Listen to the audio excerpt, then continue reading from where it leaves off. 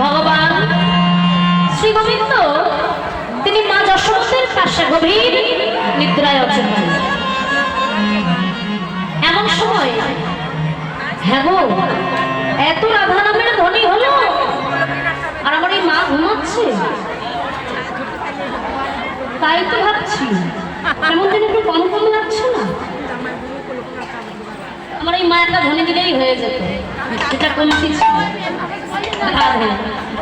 ভগবান শ্রী গোবিন্দ আমার ঘুমাচ্ছেন।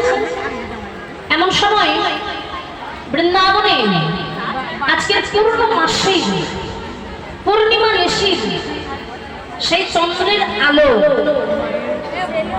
শরৎকালের পূর্ণিমার চাঁদের আলো প্রাণ গোবিন্দের বদন কমলে এসে পড়েছে।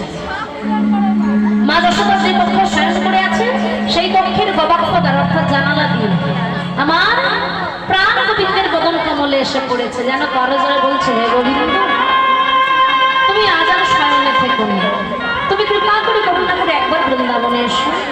বৃন্দাবনের সমগ্র বৃক্ষলতা গোলমালি তোমার আশায় পথখানে চেয়ে বসে আছে। হে কৃপাময় করুণাময়, একবার তুমি কৃপা করে বৃন্দাবনে এসো। আজ বৃন্দাবন, সমগ্র বৃন্দাবন যে তোমার আশায় পথখানে চেয়ে বসে আছে। একদিকে ভগবান তিনি নিদ্রা উঠলে জেগে উঠিলেন।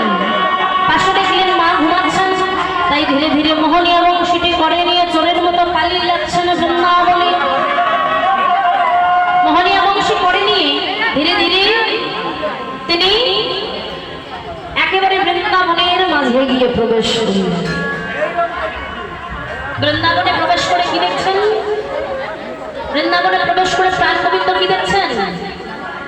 ভালো করে শুনুন, গল্প করবেন না। গোবিন্দ দেখছেন শারদ চন্দ্র,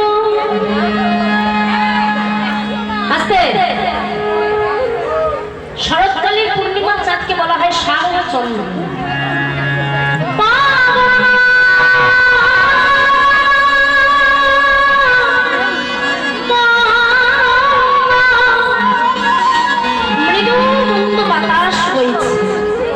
শোভাটা উপলব্ধি করুন। আর বিপিনে